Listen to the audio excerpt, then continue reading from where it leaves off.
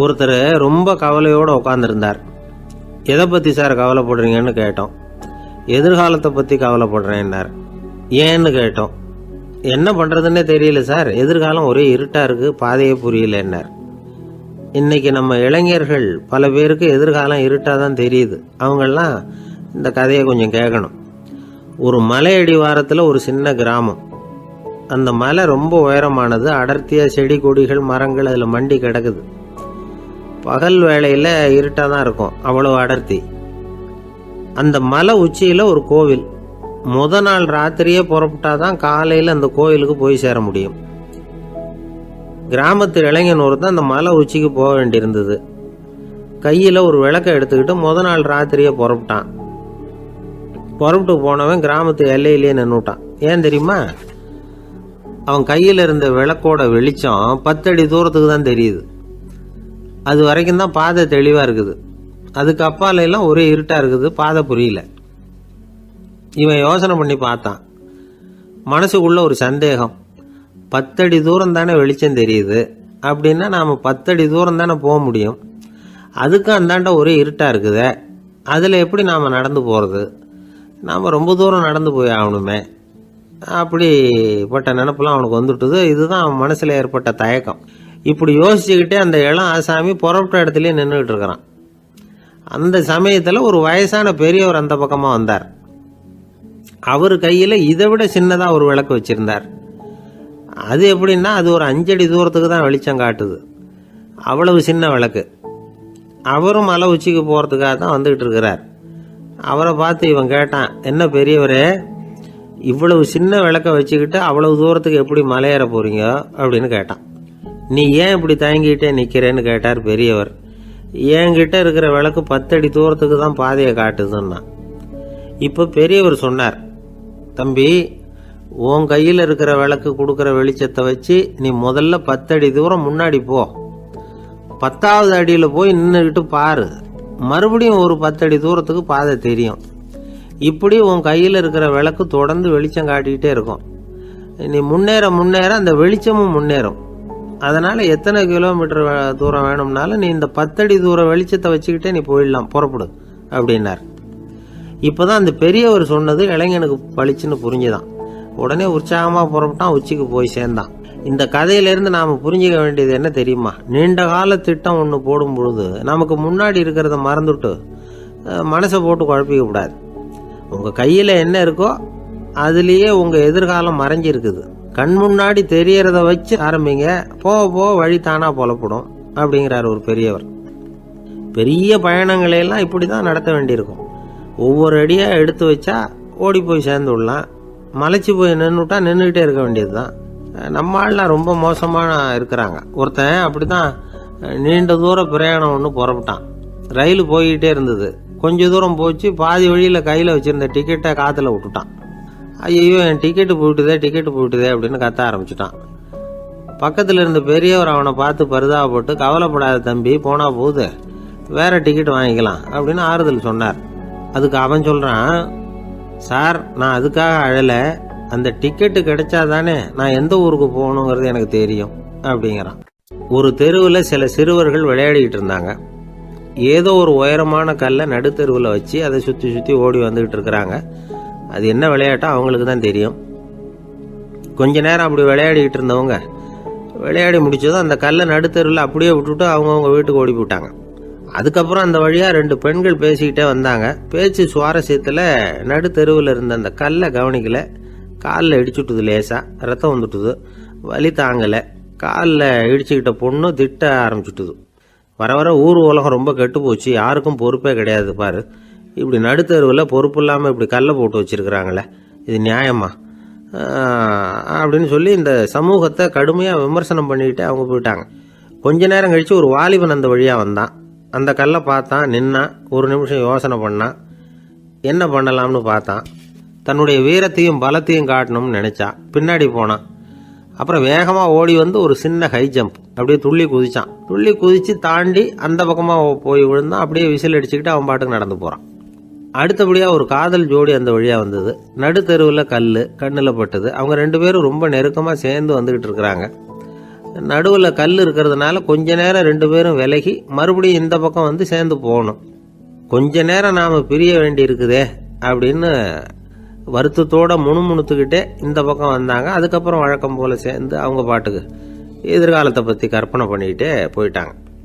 கடைசியாக அந்த வழியாக பார்வை இல்லாத ஒருத்தர் வந்துக்கிட்டு இருக்கார்.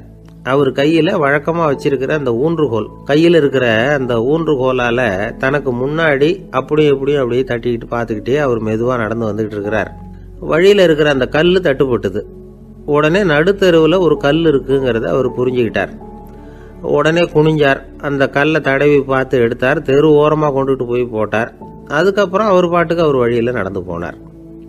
இப்போ இதில் பல பேர் வந்தாங்க போனாங்க. இவங்களில் பார்வை உள்ளவங்க யார், பார்வை இல்லாதவங்க யார்? இப்படி ஒரு கேள்வி கேட்டால் என்ன பதில் சொல்ல முடியும்? கொஞ்சம் யோசிச்சு பார்த்தா இன்னைக்கு பல பேர் இப்படி தான் இருந்துகிட்டு இருக்கிறோம். ஒரு ஆள் பார்க்கறதுக்கு பெரிய மனுஷன் மாதிரி இருக்கார். ஒரு தெரு வழியாக நடந்து வந்துகிட்டு இருந்தார். இருட்டு நேரம். வழியில் ஒரு பெரிய கல் கிடந்தது, கருங்கல். பார்த்தார், கொஞ்ச நேரம் யோசிச்சார். போய் தூக்கி பார்த்தா ரொம்ப கனமாக இருந்தது. இன்னொரு ஆள் சேர்ந்தாதான் தூக்க முடியும். இவர் உடனே ரோட்டோரமாக போய் ஒரு மரத்தடியில் உட்காந்துக்கிட்டார். 2 பக்கமும் பார்த்துக்கிட்டே இருக்கார், யாராவது வர்றாங்களான்னு. கொஞ்ச நேரத்தில் ஒருத்தர் வந்தார், இவருக்கு தெரிஞ்சவர். என்னங்க இந்த நேரத்தில் இங்கே உட்காந்துருக்குறீங்கன்னு கேட்டார் அவர். அதோ அந்த கருங்கல் அப்படின்னு சுட்டி காட்டினார். ஓ, அதை தூக்கி ஓரமாக போடணுமா? வாங்க 2 பேரும் தூக்கலான்னார் வந்தவர். நான் அதுக்காக உட்காந்துருக்கலேன்னார் இவர். பின்ன வேற எதுக்காகன்னார் அவர். ஒரு மனுஷன் கருங்கல்லில் காலை இடிச்சுக்கிட்டான்னா எப்படி துள்ளுவான்னு பார்க்கணுங்கிறது எனக்கு ரொம்ப நாளாக ஒரு ஆசை. அதுக்காக தான் உட்காந்துருக்கிறேன் அப்படின்னாராம். ஒரு நாள் ஒரு தகப்பனார் தன்னுடைய பிள்ளைய அழைச்சிட்டு வந்தார். சார், இவன் சரியாக படிக்க மாட்டேங்கிறான், பெரியவங்களை மதிக்க மாட்டேங்கிறான். நீங்கள் கொஞ்ச நாள் இவனுக்கு குருவாக இருந்து நல்ல விஷயங்களை சொல்லி கொடுத்தா தேவையில்லைன்னார். பெரியவங்களையே மதிக்காதவன் எப்படி என்ன மதிக்க போகிறான் அப்படிங்கிறது நமக்கு யோசனை வரும் இல்லையா? வேணாங்க, என்னை விட்டுருங்க அப்படின்னோம். அவர் விட மாட்டேன்னு விட்டார். இல்லைன்னா அவரே சிஷ்யன் ஆகிடுவார் போல இருந்தது. சரி, வேற வழி இல்லாமல் அந்த பையனையே என்னுடைய சைடை நான் ஏற்றுக்கிட்டு உபதேசமெல்லாம் பண்ண ஆரம்பித்தோம். அதாவது குரு பக்தின்னா அது எப்படி இருக்கணுங்கிறத பற்றி சொல்லி கொடுத்தோம் அவனுக்கு. சதமகர் அப்படின்னு ஒரு குரு இருந்தார். அவருக்கு ஒரு சீடன். அவன் பேர் துளசி சைதன்யன், நைஷ்டிக பிரம்மச்சாரி. தன்னுடைய குருவுக்கு எந்த நேரத்தில் எது தேவைங்கிறத புரிஞ்சுக்கிட்டு சேவை செய்கிறவன். ஆனால் இவனை பற்றி மற்ற சீடர்களுக்கு பொறாமை வந்துட்டுது. இவன் மட்டும் இப்படி இருக்கானேன்னு உடனே குரு கிட்ட போய் கோல் மூட்டினாங்க. அவன் சரியில்லை, அவன் நடந்துக்கிறது சரியில்லை, அப்படி இப்படின்னு எதையாவது சொல்லி. இருந்தாலும் இதையெல்லாம் அந்த குரு நம்பலை. அவருக்கு தெரியும் யார் யார் எப்படின்னு.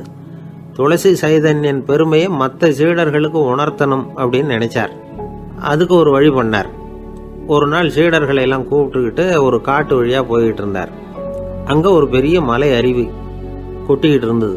குரு சீடர்கள் பக்கம் திரும்பினார். இந்த மலையின் மேலே இருந்து அந்த படுபாதாளத்தில் குதிக்கிறதுக்கு உங்களில் யார் தயார் அப்படின்னு கேட்டார்.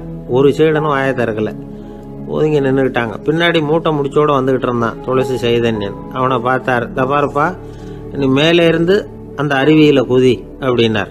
அப்படியே செய்கிறேன் சுவாமின்னா ஓடி போய் பொத்துன்னு குதிச்சுட்டான். அடுத்த கணமே குருநாதர் தன்னுடைய யோக சக்தியால் பறந்து போய் அவன் கீழே விழுந்துடாமல் தாங்கி பிடிச்சி கொண்டுகிட்டு வந்துட்டார். மற்ற சீடர்களுக்கெல்லாம் ஒரு மாதிரி ஆயிட்டுது. அடுத்தபடியாக என்ன பண்ணலாம்னு யோசிச்சாங்க இவனை மாட்டி விடுறதுக்கு.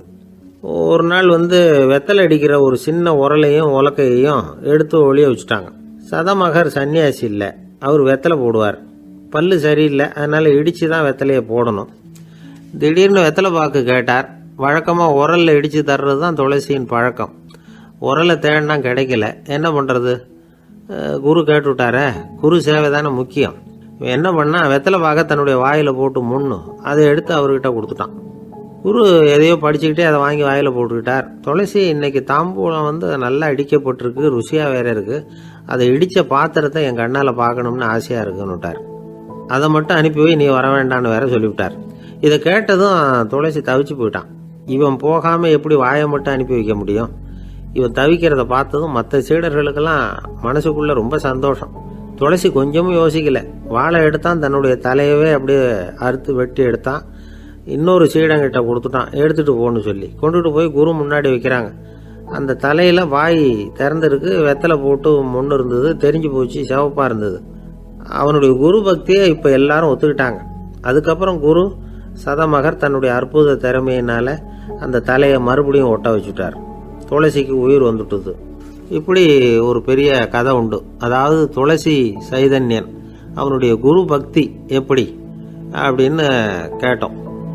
ரொம்ப அபாரம் அப்படின்னு அந்த பையன் அடக்கமா சும்மா விளையாட்டுக்காக தான் அப்படி அவங்ககிட்ட கேட்டோம். ஏன்பா உன்னுடைய குரு பக்தியை என்கிட்ட காட்டுறதுக்கு உன்னோட கழுத்தை நீயே அறுக்கணும்னு நான் சொன்னா அதை நீ செய்வியா அப்படின்னு கேட்டோம். என்னுடைய கழுத்தை நானே அறுக்க வேண்டிய அவசியம் இல்லை சார் அப்படின்னா அவன். ஏண்டான்னு அதே காரியத்தை தான் இனிமே நீங்க தினமும் செய்ய போறீங்களே சார் அப்படிங்கிறான். ஆசைப்படுறதுல தப்பு இல்லை, ஆனா அந்த ஆசை தேவைக்கு தகுந்த மாதிரி இருக்கணும். தேவைக்கு மீறிய ஆசைகள் இருக்கு பாருங்க, அது தேவையில்லை. இந்த கருத்தை வலியுறுத்தது மாதிரி ஒரு கதை உண்டு. தேவேந்திரனுக்கு திடீர்னு வீடு கட்டணும்னு ஒரு ஆசை வந்துதான். வீடுன்னா நாம கட்டுற மாதிரி இல்லை. தேவேந்திரன் வீடுன்னா சும்மாவா, ஒரு பிரம்மாண்டமான அரண்மனை கட்டணும். அது மாதிரி இந்த 3 லோகத்திலேயும் ஒரு அரண்மனை கிடையாது அப்படின்னு எல்லாரும் சொல்லணும். இது அவனோட ஆசை. உடனே தேவ தச்சரான விஸ்வகர்மாவை கூப்பிட்டான், உத்தரவு போட்டான். விஸ்வகர்மா தன்னுடைய உதவியாளர்களை எல்லாம் கூப்பிட்டு ஒன்னா சேர்த்துக்கிட்டார். படாத பாடுபட்டு ஒரு பெரிய அரண்மனையை கட்டி முடிச்சார். கட்டி முடிக்க 1000 வருஷம் ஆச்சு. தேவேந்திரன் பார்க்கறான். அவனுக்கு திருப்தி ஏற்படலை. என்னுடைய அந்தஸ்துக்கு இது ரொம்ப சாதாரணமான கட்டிடம், இதை விட இன்னும் பெருசா கட்டு அப்படின்னா. தேவ தச்சர் திணறி போயிட்டார். அவரால் அதுக்கு மேலே எதுவும் செய்ய முடியல. என்ன பண்ணுறதுன்னு யோசனை பண்ணார். நேராக நாரதர் காலில் போய் விழுந்தார். நீங்கள் தான் என்னை இந்த பிரச்சனையிலேருந்து காப்பாற்றணும்னார். நாரதர் யோசனை பண்ணார். சரி கவலைப்படாதேன்னார். நேராக இந்திரன் கிட்ட போனார். இந்திரன் நாரதரை பார்த்த உடனே வாங்கன்னு கூட்டிகிட்டு போய் அரண்மனையை காட்டினான். இது மாதிரி ஒரு அரண்மனையை நீங்கள் வேற எங்கேயாவது பார்த்துருக்குறீங்களா அப்படின்னு ரொம்ப பெருமையாக கேட்டான். நான் பார்த்ததில்லை, ஆனால் என்னை விட வயசில் மூத்தவர் மகரிஷி லோமேசர், அவர் ஒரு வேளை பார்த்துருக்கிறாரா என்னமோ அப்படின்னார். உடனே அவரை மனசில் நினச்சி தியானம் பண்ணினார். அடுத்த கணம் லோமேசர் அங்கே வந்தார். இடையில ஒரு சின்ன துண்டு, கையில் ஒரு கமண்டலம், தலையில் ஒரு பாய், அவ்வளவுதான் அவர்கிட்ட இருந்தது. எதுக்காக தலையில் இந்த பாய் அப்படின்னு கேட்டான் இந்திரன். என்ன மாதிரி அற்ப ஆயுள் உள்ள ஒரு ஜீவன் தனியாக வீடு கட்டிக்கிட்டு திண்டாடணுமா? இந்த பாய் தான் ஒரு வீடு மாதிரி எனக்கு நிழல் கொடுக்குது அப்படின்னார் அவர். என்னது உங்களுக்கு அவ்வளவு கொஞ்சமான ஆயுளா அப்படின்னு ஆச்சரியத்தோடு கேட்டான் இந்திரன். ஆமாம், இதை பாரு, என்னுடைய மார்பில் ஒரு பொற்காசு அளவுக்கு ரோமம் உதிர்ந்துட்டுது. எப்போ என் உடம்புல உள்ள எல்லா ரோமமும் உதிர்ந்துருமோ அப்போ என்னுடைய ஆயுள் முடியும் அப்படின்னார். எப்போ அந்த ரோமங்கள் பூரா உதிரும்னு கேட்டான் இவன். ஒரு பிரம்மா மறைஞ்சதும் ஒரு ரோமம் உதிரும். என் உடம்புல உள்ள ரோமங்களின் எண்ணிக்கை எவ்வளவோ அவ்வளவு பிரம்மாக்கள் தோன்றி அவங்க ஆயுள் முடியும் பொழுது என் உடம்புல உள்ள ரோமங்கள் பூரா உதிரும் அப்படின்னார். அப்படின்னா ஒரு பிரம்மாவோட ஆயுள் எவ்வளவு காலம்னு கேட்டான். ஒரு பிரம்மாவுக்கு 100 தேவ வருஷம். ஒவ்வொரு தேவ வருஷத்துக்கும் 365 தேவ நாள். ஒவ்வொரு தேவ நாள்லையும் ஒன்ன மாதிரி 14 இந்திரர்கள் தோன்றி மறைகிறாங்க அப்படின்னு மகரிஷி லோமேசர் சொல்றார். இதை கேட்டதும் இந்திரன் ஆடி போயிட்டான். அவ்வளவு ஆயுள் உள்ள இவரே அற்ப ஆயுள்னு சொல்றார். நான் என்னுடைய ஆயுளை பெருசா நினைச்சுக்கிட்டு பிரம்மாண்டமான அரண்மனை கட்டணும்னு ஆசைப்படுறேனே அப்படின்னு நினைச்சான். எனக்கு வீடு கட்டின வரைக்கும் போதும்னு விட்டான். அதனால நாமெல்லாம் நம்முடைய தேவைக்கு தகுந்த மாதிரி ஆசைப்படுறது தான் நியாயம். ஆனால் அப்படியே நடந்துக்கிறோம். மனுஷன் கடவுளையே ஏமாற்றி காசு வாங்கிறதுக்குள்ள ஆசைப்படுறான். ஒருத்தன் கடவுளை நினைச்சு தவம் இருந்தான். கடவுள் நேரில் வந்தார்.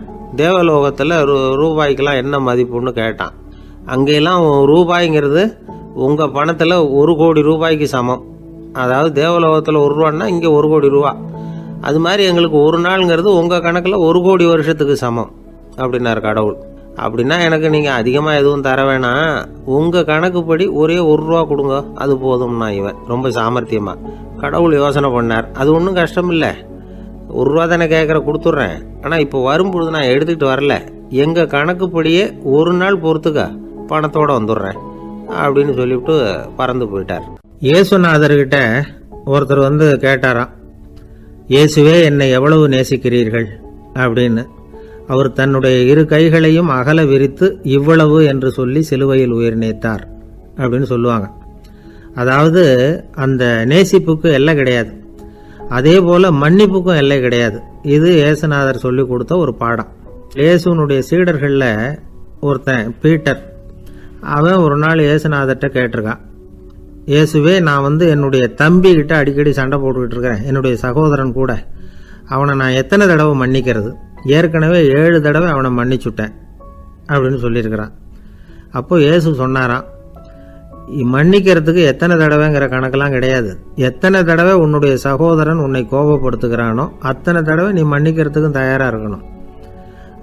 அதுதான் அப்படின்னு சொன்னாராம். அப்போ இவனுக்கு ஒன்றும் புரியல. இது என்ன, அவன் தப்பு பண்ணிக்கிட்டே இருப்பான், நாம் மன்னிச்சுக்கிட்டே இருக்கிறதா அப்படிங்கிறது மாதிரி குழப்பமாக இருந்திருக்கிறான். அப்போது இயேசுநாதர் தன்னுடைய சீடன் பீட்டர்கிட்ட ஒரு கதை சொன்னாராம். அந்த கதை இன்றைக்கு நாம் எல்லாரும் சிந்தித்து பார்க்க வேண்டிய ஒரு கதை. அதாவது மன்னிப்பை விரும்புகிறவர்கள் மன்னிக்கவும் தயாராக இருக்க வேண்டும் அப்படிங்கிறது தான் அந்த கதையினுடைய தத்துவம். அந்த இயேசுநாதர் சொன்ன கதை என்னன்னா, ஒரு மன்னர் இருந்தார். அவர் ஒரு நாள் அரண்மனையில் உட்காந்து கணக்கு வழக்குகள்லாம் பார்த்துக்கிட்டு இருந்தார். நம்ம அரண்மனையிலேருந்து யார் யார் அரசாங்க கடன் வாங்கியிருக்கிறாங்க, யார் யார் திருப்பி செலுத்தி இருக்கிறாங்க அப்படிங்கிற விவரத்தையெல்லாம் பார்த்துக்கிட்டு இருந்தார். அப்போ தான் புரிஞ்சுது, அந்த அரண்மனையில் வேலை செய்கிற ஒருத்தனே அரசாங்க கடன் வாங்கியிருக்கிறான். எவ்வளவு? 10,000 பொற்காசுகள் வாங்கியிருக்கான் கடன். இந்த 10,000 பொற்காசுகளை திருப்பி செலுத்தலை அரசாங்கத்துக்கு. இது மன்னர் கவனத்துக்கு வந்தது. உடனே நம்ம அரண்மனையில் இருக்கிறவனே அரசு கடன் வாங்கி திருப்பி செலுத்தாமல் இருக்கான், அவனை கூப்பிட்டு வாங்கன்னு சொல்லி கூப்பிட்டுட்டு வந்தாங்களாம். விசாரிச்சிருக்கிறாங்க, என்னப்பா நீ எவ்வளோ ஒன்று? ஆமாங்க, 10,000 பொற்காசுகள் வாங்கியிருக்கிறேன், இன்னும் திருப்பி கட்டலைன்றிருக்கான். உடனே அவர் மன்னர் சொல்லியிருக்கிறாரு, நம்ம சட்டத்திட்டப்படி நீ உடனே பணத்தை திருப்பி கட்டிடு. அப்படி உன்னால் கட்ட முடியலன்னா உன்னுடைய வீடு வாசல் சொத்து சுகம் எல்லாத்தையும் விற்று அந்த பணத்தை அரசு கருவூலத்தில் சேர்த்துக்கிறதுக்கு நானே ஏற்பாடு பண்ணிடுறேன் அப்படின்னு அந்த மன்னர் சொன்னாராம். இவன் அப்படியே அதிர்ச்சி ஆகிட்டான். அப்படியே பொத்துன்னு காலில் விழுந்தானா, மன்னா என்னை மன்னிச்சுங்க, என்னால் முடியல, எனக்கு மன்னிப்பு கொடுங்க அப்படின்ட்டுருக்கான். உடனே அவர் எழுந்திரிச்சு, சரி நீ மன்னிப்பு கேட்டுவிட்ட, அதனால் உன்னை மன்னிக்கிறேன், நீ பணம் கட்ட வேண்டாம் அப்படின்னு சொல்லி அந்த மன்னர் அவனை விட்டுட்டாராம். பணத்தையும் தள்ளுபடி பண்ணிட்டார், நீ திருப்பி கட்ட வேண்டான்னு. இவனுக்கு ரொம்ப மகிழ்ச்சி. அதனால் ரொம்ப உல்லாசமாக வந்துகிட்டு இருக்கிறான். தெருவில் வந்துக்கிட்டு இருக்கிறப்ப இவங்கிட்ட கடன் வாங்கின ஒருத்தன் எதுக்கு வந்துக்கிட்டு இருக்கான். அவன் இவங்கிட்ட ஒரு 100 பொற்காசுகள் கடன் வாங்கியிருக்கான். அவன் வந்தான், இவன் போய் அவன் சாட்டையாக பிடிச்சிக்கிட்டான், நீ எப்படா என் கடனை திருப்பி கொடுக்க போகிறேன்னு. அவன் இப்போ முடியல, கொஞ்சம் பொறுத்துக்கா, அப்புறம் தரேன் இருக்கான். அதெல்லாம் முடியாது, நீ கொடுத்து தான் ஆகணும் அப்படின்னு இவன் புடிவமாக சொல்கிறான். இப்போ நிலைமையை பாருங்கள், இவன் ஏற்கனவே 10,000 பொற்காசுகள் அரசாங்கத்தில் கடன் வாங்கினா அதுக்கு மன்னிச்சு விட்டுட்டார் இவனை. ஆனால் இவன் இன்னொருத்தனை மன்னிக்கிறதுக்கு தயாராக இல்லை. இவங்கிட்ட கடன் வாங்கின இன்னொருத்தன் 10 பொற்காசுகள், அவனை மன்னிக்க தயாராக இல்லை. அவனை கொண்டு போய் நீதிமன்றத்தில் கொண்டு போய் நிறுத்தி தண்டனை வாங்கி கொடுத்துட்டான். நீதிபதி என்ன சொன்னார், அந்த இவன் வாங்கின பொற்காசுகளை திருப்பி கட்டுற வரைக்கும் ஜெயிலில் இருக்கணுங்கிறது தீர்ப்பு. ஆனால் உடனே அரசர் காதில் விழுந்தது. சொல்லிட்டாங்க, உங்ககிட்ட மன்னிப்பு வாங்கிட்டு போனானே ஒருத்தன், அவன் இன்னொருத்தனை மன்னிக்கிறதுக்கு தயாராக இல்லை, அவனை கொண்டு போய் ஜெயிலில் அடைச்சிட்டான் அப்படின்னு. உடனே மன்னர் பார்த்தார், இவனை மறுபடியும் கூப்பிட்டு வர சொன்னார். தபாரப்பா, நான் உன்னை மன்னிச்சு விட்டேன், ஆனால் நீ இன்னொருத்தனை மன்னிக்கிறதுக்கு தயாராக இல்லை, அதனால் என்னுடைய தீர்ப்பையும் மாத்துறேன், நீயும் அரசு கடன் தீர்ற வரைக்கும் ஜெயிலில் தான் இருக்கணும் அப்படின்னு சொல்லி ஜெயிலுக்கு அனுப்பிச்சிட்டாராம். இப்படி ஒரு கதையை இயேசுநாதர் தன்னுடைய சீடருக்கு சொன்னதாக ஒரு வரலாறு. அது என்ன, அதிலேருந்து நாம் புரிந்து கொள்ள வேண்டியதுன்னா, நாம் மன்னிக்கப்படணும்னு நாம் விரும்புகிறோம்னா நாம் இன்னொருத்தரை மன்னிக்கிறதுக்கு தயாராக இருக்கணும். அதனால் நாம் இன்னொருத்தரை யாரையும் மன்னிக்க மாட்டோம், ஆனால் என்ன இன்னொருத்தர் மன்னிக்கணும் அப்படிங்கிறது மாதிரி செய்யக்கூடாதுன்னு சொல்லுவாங்க. அது மாதிரி நாம் இப்போ இது தப்பாக புரிஞ்சுக்கிறவங்களும் இருக்கிறாங்க. பாவம் மன்னிப்புங்கிறதுலாம் எதுக்குன்னா, அதாவது மறுபடியும் பாவம் செய்யாமல் இருக்கிறதுக்காக தான். அதான் மன்னிக்கிறாரே அப்படிங்கிறதுக்காக மறுபடியும் பாவம் பண்ணிகிட்டு இருக்கிறது இல்லை. அதான் ஒருத்தர் கேட்டாராம், பாவத்திலேருந்து மன்னிப்பு கிடைக்கணும்னா நீ என்ன செய்யணும் அப்படின்னு கேட்டிருக்கார். அதுக்கு அவன் சொல்லியிருக்கிறான், நான் முதல்ல பாவம் செய்யணும், அப்போ தானே மன்னிப்பு கிடைக்கும் அப்படின்னு நானா. இப்படிப்பட்டவர்கள் தான் இன்றைக்கி உலகத்தில் அதிகமாக இருக்கிறாங்க. அதனால் இந்த மன்னிப்பின் மகத்துவங்கிறது இயேசுநாதர்கிட்டேருந்து தான் நாம் புரிஞ்சுக்கணும். அந்த இயேசு சொன்ன அந்த மன்னிக்கிற மனோபாவம் இருந்தால் இன்றைக்கி உலகம் பூராவும் அமைதி பூங்காவாக இருக்கும். அதில் ஒன்றும் ஆச்சரியமே இல்லை, அதில் ஒன்றும் சந்தேகமும் இல்லை. அதனால் மன்னிக்கிற மனோபாவத்தை நாம் எல்லாரும் நமக்குள்ளே வளர்த்து கொள்ள வேண்டும் அப்படிங்கிறது தான் நாம் இன்றைக்கு எல்லோரும் சிந்தித்து பார்க்க வேண்டிய ஒரு செய்தி. என்ன சார், உங்கள் பையன் என்ன செஞ்சுக்கிட்டு இருக்கிறான் இப்போ அப்படின்னு கேட்டார் ஒருத்தர். அடிக்கடி கண்ணாடி முன்னாடி நின்று அழகு பார்த்துக்கிட்டு இருக்கிறான் சார் அப்படின்னாரு அப்பா. இளம் பருவம் இப்படி தான் இருக்கும், அதையெல்லாம் சாதாரணமாக நினச்சிடாதீங்க அப்படின்னாரு அவர். என்ன சார் சொல்கிறீங்க? கண்ணாடி முன்னாடி நின்றுக்கிட்டு நேரத்தை வீணாக்கிக்கிட்டு இருக்கான், அதை ஒரு பெரிய விஷயமா நான் நினைக்கணுமா அப்படின்னாரு இவர். இளம் பருவத்தில் இளைஞர்களுக்கும் சின்ன பொண்ணுங்களுக்கும் அடிக்கடி கண்ணாடியில் பார்க்கணும்னு தோணும். அது வெறுமனே அழகு பார்க்கறது மட்டும் இல்லை, அவங்க தங்களையே தேடி கண்டுபிடிக்கிற ஒரு முயற்சி அது. இது ஒரு மனோதத்துவ விளைவு. இது வரைக்கும் சின்ன பிள்ளையா இருந்துட்டோம், இனிமேல் நாமளும் மற்றவங்க மாதிரி மனிதர்கள் தான் அப்படிங்கிற உணர்வு அவங்களுக்கு வருது. தங்களோட முகம் எப்படி இருக்குது, அழகு எப்படி இருக்குது, உடம்பு நேரம் எப்படி இருக்குது, முடி எப்படி இருக்குது அப்படிங்கிறதையெல்லாம் கண்டுபிடிக்கிறாங்க. அதுக்கப்புறம் இன்னொரு ஆணோ பொண்ணோ தன்னை கவனிக்கணும் அப்படின்னு நினைக்கிறாங்க. இதெல்லாம் மனோதத்துவ உண்மைகள், இதெல்லாம் இயற்கை. இதை பார்த்துட்டு பெற்றவங்க பிள்ளைங்க கெட்டு போட்டாங்க அப்படின்னு நினைக்கக்கூடாது, அவங்கள திட்டிக்கிட்டே இருக்கக்கூடாது. இன்னைக்கு பல குடும்பங்களில் இதுதான் நடந்துகிட்டு இருக்குது. மனுஷ வாழ்க்கையிலேயே இப்படியும் இல்லாத அப்படியும் இல்லாத ஒரு பருவம் இளம் பருவம். 13லேருந்து 19 வயசுக்கு உட்பட்ட ஆண்கள் பெண்கள் இந்த வகையை சேர்ந்தவங்க, டீனேஜ் குரூப். இவங்கள சின்னவங்கன்னு நினச்சிட முடியாது, பெரியவங்கன்னு நினச்சிட முடியாது. இவங்க ரொம்ப சென்சிட்டிவ். சமூகம் நினச்சா இவங்களை நல்லவங்களாகவும் ஆக்கலாம், கெட்டவங்களாகவும் ஆக்கலாம். கொஞ்சம் அக்கறை எடுத்துக்கிட்டால் பெரிய பெரிய மேதைகளையும் விஞ்ஞானிகளையும் உருவாக்கலாம். ஆனால் நடக்கிறது என்ன தெரியுமா? அநேகமாக இவங்களை யாருமே சரியாக புரிஞ்சுக்கிறது இல்லை, இவங்களை சரியாக நடத்துறதும் இல்லை. இது வரைக்கும் நாம் சொல்கிறத கேட்டுக்கிட்டு இருந்தான், இப்போல்லாம் அவன் இஷ்டத்துக்கு நடக்க ஆரம்பிச்சுட்டான் அப்படின்னு வருத்தப்படுற பெற்றோர்கள் அதிகம். இது வருத்தப்படுற விஷயம் இல்லை, சந்தோஷப்பட வேண்டிய விஷயம். உங்கள் புள்ள சொந்தமாக யோசிக்க ஆரம்பிக்கிறதும் நடந்துக்க ஆரம்பிக்கிறதும் ஒரு தப்பான விஷயமா? அவன் கடைசி வரைக்கும் உங்கள் பேச்சையே கேட்டுக்கிட்டு இருக்கணுங்கிறது என்ன நியாயம்? இன்னைக்கு இளைஞர்களை பெரியவங்க தப்பாக புரிஞ்சுக்கிட்டு தவறாக நடத்துறதுனால தான் அவங்களுக்கு வெறுப்பு, எரிச்சல், மனக்கசப்பு எல்லாம் உண்டாகுது. பெற்றவங்க சரியாக மதிக்கிறது இல்லை அப்படிங்கிற ஒரே காரணத்தினாலேயே வீணாக போகிற பிள்ளைங்க இன்றைக்கி அதிகம். சரி, பெற்றவங்களுக்கு இன்றைக்கி என்ன தான் புத்தி சொல்ல வர்றீங்க அப்படின்னு கேட்குறீங்களா? நாம் எதையும் சொல்ல வரல, ஆனால் அது சம்பந்தமான சில நிபுணர்கள் சொல்லியிருக்கிறத உங்கள் காதில் போட்டு வைக்கலாம். அது என்னென்னா, பிள்ளைங்க கிட்ட அன்பு செலுத்துங்க. குழந்தையா இருந்தப்போ எவ்வளவு பாசமாக இருந்தீங்க, வளர வளர அதை ஏன் குறைச்சிக்கிறீங்க? பெற்றவங்களின் அன்பான வார்த்தைகளுக்கு ஏங்குறவங்க தான் இன்றைய இளைஞர்கள். அவங்க எதை சொன்னாலும் அதை அக்கறையாக காது கொடுத்து கேளுங்க, அலட்சியப்படுத்தாதீங்க. அவங்க விரும்புறது உங்ககிட்ட இருந்து ஒரு மதிப்பு, மரியாதை, அங்கீகாரம், இவ்வளவுதான். அவங்க அவங்களாவே முடிவுகள் எடுக்கட்டும், அதுக்கு நீங்கள் உதவியா இருங்க, அது போதும். மற்றவங்க முன்னாடி, முக்கியமாக அவங்க நண்பர்கள் முன்னாடி அவங்கள பற்றி மட்டமாக பேசாதீங்க. அவங்கக்கிட்ட பொய் சொல்லக்கூடாது. நீங்கள் சொன்னது பொய்ன்னு தெரிஞ்சு போச்சுன்னா உங்கள் பேரில் அவங்களுக்கு இருக்கிற மதிப்பு போயிடும், நம்பிக்கை போயிடும். அவங்களுக்கு முன்னாடி நீங்கள் சண்டை போடக்கூடாது. உங்கள் பிள்ளைய எப்பவும் இன்னொரு பிள்ளையோட ஒப்பிட்டு பேசுகிற வேலையே வேணாம். கூட பிறந்த மற்றவங்களோட கூட ஒப்பிடக்கூடாது. இப்படி செஞ்சால் அவன் உங்ககிட்டையும் பிரியமாக இருக்க மாட்டான், அவங்ககிட்டையும் பிரியமாக இருக்க மாட்டான். புள்ள எங்கே போகிறான், என்ன பண்ணுறான் அப்படின்னுலாம் துப்பறிஞ்சிக்கிட்டு இருக்கக்கூடாது. இளைஞர்கள் தனிமையை விரும்புகிறவங்க. அவங்கள பெட்டியில் வச்சு மூடி பாதுகாக்கணும்னு நினைக்கக்கூடாது. அவங்கள எப்படி பாதுகாக்கிறது அப்படிங்கிறது அவங்களுக்கே தெரியும். உங்கள் புள்ள எப்படி நடந்துக்கணும்னு நீங்கள் எதிர்பார்க்குறீங்களோ அது மாதிரி நீங்கள் நடந்து காட்டுங்க, அது போதும். ஒரு வீட்டில் அப்பாவும் அம்மாவும் பேசிக்கிட்டு இருக்கிறாங்க. என்னங்க, நம்ம பொண்ணு பெரியவளாயிட்டா, அடிக்கடி கண்ணாடி முன்னாடி போய் நின்றுக்கிட்டு இருக்கிறா, சீக்கிரமாக ஒரு பையனை பார்த்து கல்யாணத்தை முடிக்காமல் இப்படி மசன்னு கல் மாதிரி உட்காந்துருக்குறீங்களே அப்படின்னு சத்தம் போட்டாங்க அந்த அம்மா. அவசரப்படாத, பார்க்கறதுக்கு கண்ணுக்கு அழகாக லட்சணமாக புத்திசாலியாக ஒரு பையன் கிடைக்க வேணாமா, அதுதான் பார்த்துக்கிட்டு இருக்கிறேன் அப்படின்னார் அப்பா. இதுக்கு அந்த அம்மா சொல்கிறாங்க, எங்கள் அப்பா இப்படியெல்லாம் நினச்சிக்கிட்டு இருந்திருந்தா எனக்கு கல்யாணமே ஆயிருக்காது தெரியுமா அப்படின்னாங்களாம். ஒரு வயசான அம்மா தெரு வழியாக போயிட்டு இருந்தாங்க. அவங்க கையில் எண்ணத்தையோ வச்சுக்கிட்டு அதை அடிக்கடி பார்த்துக்கிட்டே இருந்தாங்க. ஒருத்தன் மெதுவாக அவங்கக்கிட்ட போய் கையில் இருக்கிறது என்ன அப்படின்னு எட்டி பார்த்தா அவங்க கையில் 4 பல் இருந்துதான். இவன் ஆச்சரியமாக அந்த அம்மாவை பார்த்தான். ஏம்மா, உனக்கு என்ன பைத்தியமா, ஏது இந்த பல், இதை என்னத்துக்காக கையில் வச்சுக்கிட்டு அலைஞ்சிக்கிட்டு இருக்கிற அப்படின்னு கேட்டிருக்கான். அதுக்கு அந்த அம்மா விவரம் சொல்ல ஆரம்பித்தாங்களாம். இதை பாருப்பா, எனக்கு ஒரு மகன் இருந்தான், அவனை ரொம்ப செல்லமாக வளர்த்தேன். அவனை தரையிலேயே நடக்க விடுறதில்ல, எப்பவும் தூக்கி வச்சுக்கிட்டு இருப்பேன். அவன் நல்லா பெரியவனாகி பள்ளிக்கூடம் போகிறப்ப கூட அவன் புஸ்தக மூட்டையை நான் தான் சுமந்துக்கிட்டு போவேன். பார்க்குறவங்க கூட கேலி பண்ணுவாங்க, ஏம்மா படிக்க போகிறது நீயா உன் பிள்ளையான்னு கேட்பாங்க. அவன் இன்னைக்கு எவ்வளவோ பெரிய மனுஷன் ஆகிட்டான், வெளிநாட்டில் பெரிய உத்தியோகத்தில் இருக்கான். சமீபத்தில் இங்கே வந்துட்டு போனான். ஒரு நாள் ஏதோ கோபத்தில் என்ன அரைஞ்சுட்டான். அப்போ இந்த 4 பல்லும் கீழே விழுந்துட்டுது. இன்னமும் கூட விழுந்திருக்கும், ஆனால் பல்லு தான் இல்லை. என் புள்ள அரைஞ்சதுனால விழுந்த பல்லு இல்லையா அது, அதனால் இதை எப்பவும் என் கையிலேயே வச்சுக்கிட்டு ஆசையோடு பார்த்துக்கிட்டு இருக்கிறேன். அவன் தான் வெளிநாட்டுக்கு போட்டான், அவனை பார்க்க முடியாத ஏக்கத்தை நான் இந்த பல்லை பார்த்து போக்கிக்கிறேன் அப்படின்னு நாங்களாம் அந்த அம்மா. இந்த கதை எதுக்காகன்னா, தாய் அன்பு அப்படிங்கிறது எப்படிப்பட்டதுங்கிறத புரிஞ்சுக்கிறதுக்காக.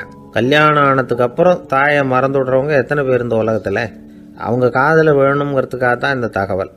ஆனால் ஒரு விஷயம் மட்டும் நல்லா புரிஞ்சுக்கணும், தாயை மதிக்க தெரிஞ்சவங்க தான் இன்றைக்கி வாழ்க்கையில் எல்லா விதத்துலேயும் முன்னுக்கு வந்திருக்கிறாங்க. வேணும்னா விசாரித்து பார்த்துக்குங்க. இன்னொரு அம்மா இருந்தாங்க, அவங்க தினமும் ஒரு கோயிலுக்கு வருவாங்க. சாமியை பார்த்து, கடவுளே நான் இறந்து போனால் நரகத்துக்கு போகணும் அப்படின்னு வேண்டிக்குவாங்களாம். எல்லாரும் சொர்க்கத்துக்கு போகணும்னு தானே கடவுள்கிட்ட வேண்டிக்குவாங்க. இந்த அம்மா தினம் நான் நரகத்துக்கு போகணும் அப்படின்னு வேண்டிக்கிறாங்க. அங்கேருந்து அர்ச்சகருக்கு இது சந்தேகம். ஒரு நாள் அதை நேரடியாகவே அவங்கக்கிட்ட கேட்டுவிட்டார். அதுக்கு அந்த அம்மா பதில் சொன்னாங்களாம், ஐயா எனக்கு கல்யாணம் ஆகி ரொம்ப நாள் வரைக்கும் குழந்தை பாக்கியம் இல்லாமல் இருந்தது. கோயில் குளம் எல்லாம் சுற்றி வந்தேன். ரொம்ப நாள் கழித்து ஒரு குழந்தை பிறந்தது, ஆண் குழந்தை.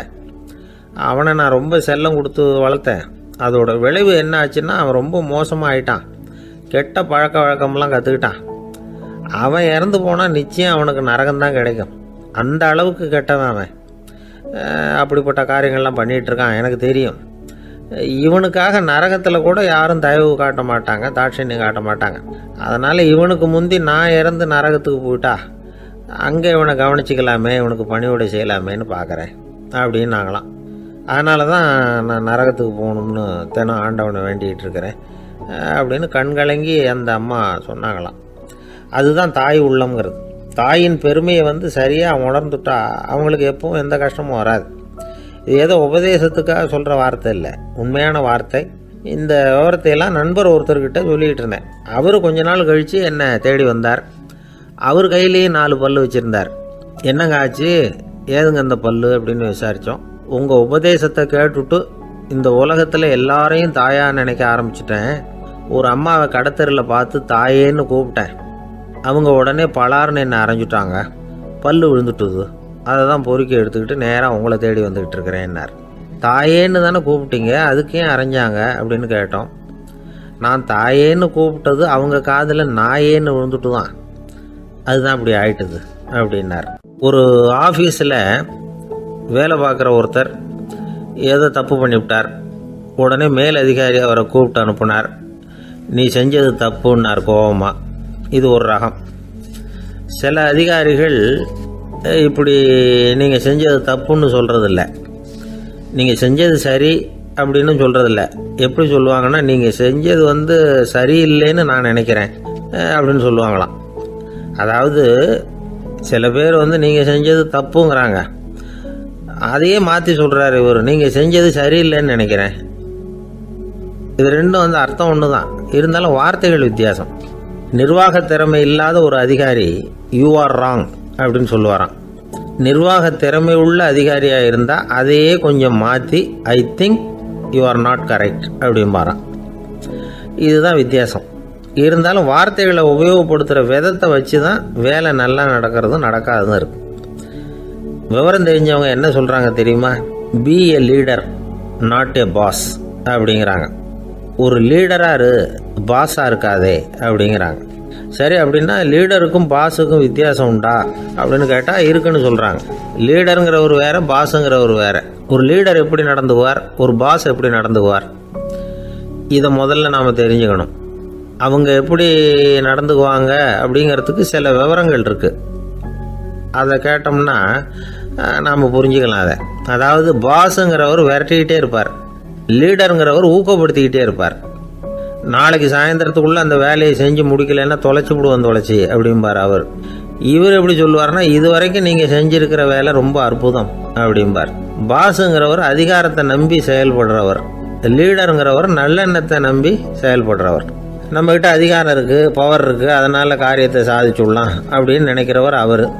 மற்றவங்க கிட்ட ஒரு நல்ல அபிப்பிராயத்தை சம்பாதிச்சுக்கிட்டு அது மூலமாக காரியங்களை சாதிக்கிறவர் இவர். பாஸுங்கிறவர் பயத்தை உண்டு பண்ணுவார், லீடருங்கிறவர் அன்பை பரவ செய்வார். அதை செய்யலைன்னா ஆடிட்டில் தகராறாயிடும், இதை செய்யலைன்னா இன்க்ரிமெண்ட்டு கட் ஆகிடும், இப்படி ஏதாவது சொல்லி பயமுறுத்திக்கிட்டே இருப்பார் அவர். இவர் அப்படி இல்லை. உடம்பு இப்படி இருக்குது, வீட்டில் எல்லோரும் சௌக்கியமாக இருக்கிறாங்களா, ஆஃபீஸில் எல்லாம் வசதியாக இருக்குதா, நான் ஏதாவது உதவி செய்யணுமா அப்படின்னு அன்புக்கு முக்கியத்துவம் கொடுப்பார். பாஸுங்கிறவர் எதுக்கு எடுத்தாலும் நான் சொல்லிகிட்டு இருப்பார். லீடருங்கிறவர் நாமன்னு சொல்லிகிட்டு இருப்பார். பாஸுங்கிறவர் தப்புக்கு காரணம் யாருன்னு பார்ப்பார். லீடருங்கிறவர் தப்பு என்னன்னு பார்ப்பார். இதுதான் ரெண்டு பேருக்கு வித்தியாசம். The boss shows who is wrong, the leader shows what is wrong அப்படின்னு சொல்லுவாங்க. இந்த காரியம் எப்படி செய்யப்பட்டிருக்கு அப்படின்னு தெரிஞ்சுக்கிறவர் பாஸ். இந்த காரியத்தை எப்படி செய்யணும்னு செஞ்சு காட்டுறவர் லீடர். பாஸுங்கிறவர் பணியாளர்களை திட்டுவார். லீடர் மரியாதைக்குரியவராக நடத்துவார். அதுக்குரியவராக அவர் நடந்துக்குவார். செய்கிற வேலையை ஒரு சுமையாக நினைக்க வைக்கிறவர் பாஸ். செய்கிற வேலையை ஒரு சந்தோஷமாக ஆக்கிறவர் லீடர். ஒரு முதலாளியாக இருக்கிறவர் அல்லது ஒரு நிர்வாகியாக இருக்கிறவர் இது மாதிரியான நுணுக்கங்களையெல்லாம் தெரிஞ்சு வச்சுக்கிறது நல்லது. ஒரு பாஸ் இருக்கார். அவர் ஒரு நாள் ரொம்ப பெருமையாக தன்னோட ஆஃபீஸை பற்றி பேசிக்கிட்டு இருந்தார். எனக்கு கீழே 200 பேர் வேலை செய்கிறாங்க சார். நான் ஒரு கோடு கிழிச்சா அவங்க அதை தாண்டாத அளவுக்கு நான் நடந்துக்கிறேன் சார் அப்படின்னார் அவர். அது எப்படி முடியுது உங்களால் அப்படின்னு கேட்டோம். நான் கோடே கிழிக்கிறதில்ல சார் அப்படின்னார். ஒருத்தர் மனசில் நிம்மதி இல்லாமல் உட்காந்துருந்தார். என்ன சார் விஷயம் அப்படின்னு விசாரித்தேன். அகலக்கால் வச்சுட்டேன், அதுதான் அவதிப்படுறேன்னார். விவரமாக சொல்லுங்கன்னு. வீடு கட்டணும்னு ஆரம்பித்தேன், வேலை பாதியிலேயே நிற்கிது, கையில் பணம் இல்லை அப்படின்னார். இது மாதிரி ஆசாமிகள் பல பேரை நீங்கள் பார்த்துருக்கலாம். இவங்கெல்லாம் சுலபமாக மன அழுத்தத்துக்கு ஆளாயிடுறாங்க. மன உளைச்சல், அதாவது ஸ்ட்ரெஸ் அப்படின்னு சொல்கிறோமே, அதுக்கு அடிப்படையான சில காரணங்கள் உண்டு. அதாவது மிகையாக திட்டமிடுதல் அப்படிங்கிறதும் ஒரு முக்கியமான காரணம். நடைமுறை சாத்தியம் என்னங்கிறத மனசில் வச்சுக்கிட்டு எந்த திட்டத்தையும் தீட்டணும், அப்போ தான் அது சரியாக வரும். ரெண்டாவது காரணம் என்ன தெரியுமா? ஒரே நேரத்தில் பல்வேறு செயல்களில் ஈடுபடுறது. தொலைபேசியில் பேசிக்கிட்டே கையில் இருக்கிற கடிதத்தை படிச்சுக்கிட்டே எதிரில் உட்காந்துக்கிட்டு இருக்கிறவருக்கும் அப்பப்போ பதில் சொல்லிக்கிட்டு மனசில் பல்வேறு சிந்தனைகளை அப்படியே ஓட விட்டுக்கிட்டு இருக்கிறது, இதுவும் மன அழுத்தத்தை உண்டாக்குது. மூணாவது காரணம், எதிலேயும் வெற்றி மட்டும் எதிர்பார்க்குற ஒருதலைப்பட்சமான ஆர்வம். நாம் தொட்டதெல்லாம் வெற்றியாகவே முடியணும் அப்படின்னு எதிர்பார்க்குறவங்க ஏதாவது ஒன்றில் தோல்வியை கண்டால் தோண்டு போயிடுறாங்க. எப்படியும் முடியலாம்ங்கிற எண்ணம் ஏற்கனவே நமக்குள்ளே இருந்துட்டுதுன்னா அந்த அவஸ்தை வராது. அதனால் அதுவும் நம்ம வளர்த்து கொள்ள வேண்டிய ஒரு குணம். மன உளைச்சல் ஏற்படுறதுக்கு இன்னொரு காரணம், எதையும் வேகமாக செஞ்சுடணும் அப்படிங்கிற துடிப்பு. அந்த துடிப்பே மனசை அழுத்த ஆரம்பிச்சிடும். எந்த ஒரு காரியத்திலையும் தாமதமோ இடையூறோ ஏற்பட்டால் அதை பொறுத்துக்கிற மனப்போக்கம் வேணும். அது இல்லாதவங்க அழுத்தத்துக்கு ஆளாயிடுறாங்க. சில பேர் வேலைன்னு எந்த நேரம் பார்த்தாலும் வேலையே கதின்னு கிடப்பாங்க. பொழுதுபோக்குக்கோ உடற்பயிற்சிக்கோ குடும்பத்தில் உள்ளவங்க அல்லது நண்பர்கள் கூட கலந்துரையாடவோ கொஞ்சம் கூட நேரம் ஒதுக்க மாட்டாங்க. இந்த சுபாவம் மன அழுத்தத்தை உண்டு பண்ணும். இதையெல்லாம் புரிஞ்சுக்கிட்டு அதிலிருந்து விடுபடுறது எப்படின்னு யோசிக்கணும். வல்லுநர்கள் இது தொடர்பாக சில யோசனைகளை சொல்லி வச்சிருக்கிறாங்க. அது என்னன்னா, வாழ்க்கைங்கிறது பிரச்சனைகளால் பின்னப்பட்ட ஒன்று. அது எப்போவுமே முடிவடையாத ஒரு தொடர்கதை அப்படிங்கிறத முதல்ல நாம் புரிஞ்சுக்கணும். ஒரே நேரத்தில் ஒரு காரியத்தில் மட்டுமே நாம் கவனம் செலுத்தணும். அடுத்தவங்க காரியத்தில் தலையிடக்கூடாது. எதையும் பேச ஆரம்பிக்கிறதுக்கு முன்னாடி நம்மை நாமே கேட்டுக்க வேண்டிய கேள்வி 2. 1, நான் சொல்ல போகிறது ரொம்ப முக்கியமானதா? 2வது, நான் சொல்கிறத அவங்க கேட்குறதுக்கு ஆசைப்படுறாங்களா? நான் பேசுகிறதுக்கு அது சரியான நேரம் தானா? இதை யோசித்து பார்த்ததுக்கப்புறம் எதையும் பேச ஆரம்பிக்கணும். முடிஞ்ச அளவுக்கு வளைந்து போகிற சுபாவத்தை வளர்த்துக்கணும். நம்ம நேரம் விலை மதிப்பு இல்லாதது, அதை வீணாக்கக்கூடாது. சிரிக்க தெரியலனாலும் பரவாயில்ல, முகத்தில் கொஞ்சம் புன்முறுவலாவது காட்டணும். இதெல்லாம் ரொம்ப முக்கியம். அடுத்தவங்க ஏதாவது செஞ்சால் உடனே நன்றி சொல்ல மறக்கக்கூடாது. தினமும் கொஞ்சம் நேரத்தை தனிமையில் செலவு பண்ணணும். மன உளைச்சலிருந்து விடுபடுறதுக்கு 3 முக்கிய வழிகள் சொல்கிறாங்க. அதை சுருக்கமாக ரெட் அப்படின்னு சொல்கிறாங்க. RED ஆங்கில எழுத்தில். அந்த முதல் எழுத்து R, அது என்னென்னா ரிலாக்ஸேஷன், அதாவது இடை ஓய்வு. 2வது E எக்ஸர்சைஸ், உடற்பயிற்சி. 3வது டயட், திட்டமிட்ட உணவு முறை. அதனால் தியானம், மூச்சு பயிற்சி இதெல்லாம் இந்த இடை ஓய்வுக்கு வழிகள். எந்த வேலையையும் தொடர்ந்து செய்யக்கூடாது. எல்லார்கிட்டையும் கலகலப்பாக பழகணும். மாதத்துக்கு 1 நாளாவது குடும்பத்தோடு வெளியில் போயிட்டு வரணும். சுலபமான உடற்பயிற்சிகளை செய்யலாம். உடற்பயிற்சிங்கிறது நமக்காக நாம் செய்கிற ஒரு நீண்டகால முதலீடு அப்படின்னு சொல்லுவாங்க. அதாவது லாங் டேர்ம் இன்வெஸ்ட்மெண்ட்டாக. அளவோடு சாப்பிட்ணும், மெதுவாக சாப்பிட்ணும். இதெல்லாம் கொஞ்சம் மனசில் வச்சுக்கிட்டு நடந்துக்கிட்டால் மகிழ்ச்சியாக வாழலாம். சில பேர் சாப்பாட்டு விஷயத்தில் ரொம்ப அக்கறை எடுத்துக்கிறது உண்டு. ஒரு குண்டு ஆசாமி சாப்பிட உக்காந்தார். முதல்ல ஒரு மாத்திரை சாப்பிட்டார். எதுக்குன்னு கேட்டோம். பசி எடுக்கிறதுக்குன்னார். சாப்பிட்டு முடித்தார். பிறகு மறுபடியும் ஒரு மாத்திரை சாப்பிட்டார். இது எதுக்குன்னு கேட்டோம். சாப்பிட்டது ஜீரணமாகறதுக்கு அப்படின்னார். என் நண்பர் ஒருத்தர் ஆழ்ந்த சிந்தனையில் இருந்தார். என்ன யோசனை பண்ணுறீங்கன்னு கேட்டேன். தலைவர் ஆகணும்னு பார்க்குறேன், அதுதான் என்ன வழின்னு யோசிச்சுக்கிட்டு இருக்கேன்னார். நான் கூட அது மாதிரி யோசித்து பார்த்தேன். அதுக்கப்புறம் அந்த யோசனையை கை விட்டுட்டேன் அப்படின்னோம். ஏன்னு கேட்டார். அதுக்கான தகுதிகள் நமக்கு இல்லைங்கிறது புரியுது. அது நமக்கு புரியறத விட நம்ம விட மற்றவங்களுக்கு நல்லா புரிஞ்சு போச்சு. அதனால் பேசாமல் கம்முன்னு இருந்துடுறது தான் நல்லது அப்படின்னோம். தலைவர் ஆகிறதுக்கு தகுதிகள் வேற உண்டோ அப்படின்னு கேட்டார். அவர் யதார்த்தமாக தான் கேட்குறார். நாங்கள் உடனே எங்ககிட்ட இருந்த ஒரு புத்தகத்தை எடுத்து அவர்கிட்ட கொடுத்தோம். படித்து பாருங்கன்னு. தலைவர் ஆகிறதுக்கு என்ன வழி அப்படிங்கிறத பற்றி அதில் போட்டிருக்கிறாங்க. முதல் வழி என்ன தெரியுமா? ஒரு 4 பேர் முன்னாடி இல்லைன்னா ஒரு கூட்டத்துக்கு முன்னாடி நீங்கள் பேச போகிறீங்க.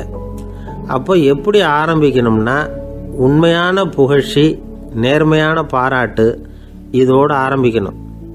எடுத்ததுமே அது சரியில்லை இது சரியில்லைன்னு பேசிகிட்டு இருக்கக்கூடாது. மக்களை பார்த்து நீங்கள் தான் தப்பு பண்ணிவிட்டீங்க அப்படின்னு நேரடியாக சொல்லக்கூடாது. தவறு இருந்தாலும் அதை மறைமுகமாக ஏதாவது கதை சொல்லி அதிலிருந்து அவங்க புரிஞ்சுக்கிற மாதிரி செய்யணும். அடுத்தவங்க பண்ண தப்பு என்னன்னு அலசறதுக்கு முன்னாடி நீங்கள் பண்ணின தப்பு என்னங்கிறத பற்றியே பேசுங்க. எதுக்கும் நேரடியாக உத்தரவு போட்டுக்கிட்டு இருக்கக்கூடாது. இதை நீங்கள் செய்யணும் அப்படின்னு சொல்கிறதுக்கு பதிலாக நீங்கள் இப்படி செஞ்சால் எப்படி இருக்கும் அப்படின்னு கேள்வி மாதிரி கேட்கணுமா. இப்படி கேட்டால் அது உத்தரவு மாதிரி தெரியாதான். அடுத்தவங்க மரியாதையை காப்பாற்றுறது மாதிரி பேசணுமா. உங்கள் பேச்சு இன்னொருத்தரை அவமானப்படுத்துறது மாதிரி இருக்கக்கூடாதான். ஏண்டா இவங்கிட்ட போய் மாட்டிக்கிட்டோம்னு யாரும் நினச்சிடக்கூடாது. ஒவ்வொரு சின்ன வளர்ச்சியையும் பாராட்டணும்.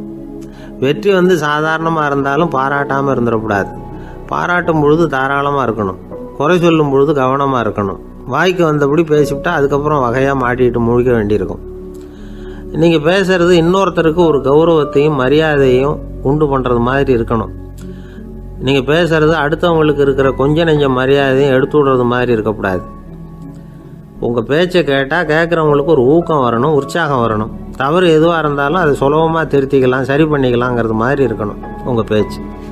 அடுத்தவங்களை சந்தோஷப்படுத்துங்க. உங்கள் யோசனையை கேட்டு நடந்துக்கிறதுனால அந்த சந்தோஷம் அவங்களுக்கு கிடைக்கணும். இந்த தகுதியெல்லாம் உங்ககிட்ட இருந்தால் நீங்கள் ஒரு சிறந்த தலைவராகலாம் அப்படின்னு அந்த புஸ்தகத்தில் போட்டிருக்கு. இந்த காலத்தில் தலைவர் ஆகிறதுக்கு வேறு சில தகுதிகள்லாம் கூட தேவைப்படுது. ஒரு புள்ள தன்னுடைய அப்பா கிட்ட, அப்பா உன்ன மாதிரியே நானும் அரசியலில் சேரணும், தலைவர் ஆகணும்னு ஆசைப்படுறேன், இன்னையிலேருந்து எனக்கு அரசியல் பாடம் கற்றுக் கொடு அப்படின்னு கேட்டிருக்கான். அவரும் சரின்னு சொல்லிவிட்டு ஒரு பெரிய ஏணியை எடுத்துகிட்டு வந்தாரான். ஒரு செவுத்தில் சாத்தினார். இந்த ஏணியில் ஏறி உயர போய் அங்கே பரன் மேலே இருக்கிற ஒரு புத்தகத்தை எடுத்துகிட்டு வாடான் இருக்கார் மகனை பார்த்து. அப்பா ஏணி ரொம்ப உயரமாக இருக்குது, நீ ஜாக்கிரதையாக இதை பிடிச்சிக்கோ, நான் ஏறி போகிறேன் அப்படின்னு நான் பையன். பயப்படாத, நான் பார்த்துக்கிறேன்னார் அப்பா. பையன் ஏணியில் ஏறினா உச்சிக்கு போனதும் அப்பா கையை எடுத்துட்டார். ஏணி அப்படியே சரிஞ்சுட்டுது. பையன் பொத்துன்னு கீழே விழுந்துட்டான். இடுப்பு பிடிச்சிக்கிட்டே எழுந்திரிச்சான். என்னப்பா இது, இப்படி என்னை ஏற விட்டுட்டு கையை விட்டுட்டியே, இப்படி கைவிடலாமா அப்படின்னு கத்தியிருக்கான். அப்பா நிதானமாக சொன்னாராம், அவசரப்படாதேப்பா, அரசியலில் இதுதான் முதல் பாடம், பெத்த அப்பனா இருந்தாலும் அவனை நம்பாதே அப்படின்னு உபதேசம் பண்ண ஆரம்பிச்சாராம். என்னுடைய நீண்டகால நண்பர் ஒருத்தர் வருஷம் தவறாமல் திருநள்ளாறு அப்படிங்கிற திருத்தலத்துக்கு போயிட்டு வர்றது வழக்கம். அங்கே என்ன சார் விசேஷம்னு கேட்கறது உண்டு. என்ன இப்படி கேட்குறீங்க, சனி பகவான் நலன் விருப்பப்படி அங்கே தானே எழுந்தருளி இருக்கிறார், அவரை போய் பார்த்து ஒரு கும்பிடு போட்டுட்டு வந்தா நம்ம பிடிச்சிருக்கிற சனியெல்லாம் விலகும் அப்படிம்பார். சத்தம் போட்டு சொல்லாதீங்க சார், வீட்டில் வேற யார் காதிலையாவது இது விழுந்துற போது அப்படின்னு சொல்கிறது உண்டு வர்றவங்க. இப்போது நான் சொல்கிறதுல உள்ள நியாயத்தை புரிஞ்சுக்கிட்டு அவரும் கொஞ்சம் எச்சரிக்கை உணர்வோடு நமக்கு நன்றி சொல்லுவார்னு வச்சுங்களேன். அதாவது பார்வை மூலமாகவே அந்த நண்பருக்கு ஆன்மீக விஷயங்கள்ல அதிக ஈடுபாடு உண்டு. அப்பப்போ சில புராண கதைகளை எல்லாம் சொல்றது உண்டு. ரொம்ப சுவாரஸ்யமா இருக்கும். எப்பவுமே புராண விஷயங்களை எல்லாம் அறிவியல்ங்கிற தராசில வச்சு எடை போட்டுட்டு இருக்கக்கூடாது. அப்படி பார்த்தா அதெல்லாம் நம்ப முடியாத வெறும் கற்பனைகளா தோணும், மூட நம்பிக்கைகளாகவும் தெரியும். புராணங்களை புராணங்களாவே புரிஞ்சுக்கிறவங்களுக்கு அதெல்லாம் அர்த்தமுள்ள செய்திகளை உள்ளடக்கி இருக்கிறதாக தெரியும். அந்த வகையில தான் இந்த நண்பரும் நிறைய செய்திகளை சொல்றது உண்டு. சனியை போல கொடுக்கிறவனும் இல்லை, சனியை போல கெடுக்கிறவனும் இல்லை அப்படின்னு சோதிடர்கள் சொல்லுவாங்க. நாம ஏதாவது ஒரு வம்புல மாட்டிக்கிட்டா பிடிச்சது சனி அப்படிங்கிறோம்.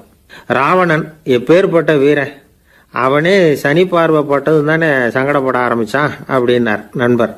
அது எப்படிங்கன்னு கேட்டேன். அவர் சொல்ல ஆரம்பிச்சார், இந்த ராவணன் இருக்கானே நவ கிரகங்களையும் பிடிச்சி கொண்டுட்டு வந்து தன்னுடைய சிம்மாசனத்துல அப்படியே படிகளா போட்டு வச்சுட்டானா, ஒவ்வொரு படியா. பாவம் அந்த 9 தேவதைகளும் ஒவ்வொரு படியா குப்புற கிடக்குறாங்க. நவக்கிரகம் நம்மளை ஆட்டி படைக்குதுன்னு நாம சொல்லிட்டு இருக்கிறோம். ஆனா அந்த நவக்கிரகங்களை ராவணன் எப்படி வச்சிருந்தான் பாருங்க. எல்லாரையும் சிம்மாசனத்துக்கு பக்கத்துல படிப்படியா போட்டு வச்சிருக்கிறான். காலை அது மேல வச்சுதான் ஏறி போகணும். வேற வழி இல்லாம எல்லாரும் குப்புற விழுந்து கிடக்குறாங்க. ராவணன் ஒவ்வொரு தடவையும் இவங்க முதுகுல அடி வச்சு ஏறி தான் அந்த சிம்மாசனத்துக்கு போறது வழக்கம். இப்படி நடந்துகிட்டு இருக்கிறது நாரதர் கண்ணுல பட்டுட்டு தான். அவர் சும்மா இருப்பாரா? யோசனை பண்ணார், என்ன செய்யலாம் அப்படின்னு.